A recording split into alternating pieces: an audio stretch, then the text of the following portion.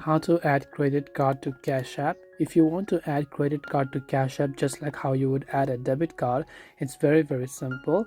Now Cash App accepts credit and debit cards from Visa, MasterCard, AMEX and Discover. And here's how to add a credit card to Cash App. Simply open up Cash App and tap the profile icon from the top right hand side of the screen from your Cash App home screen right there.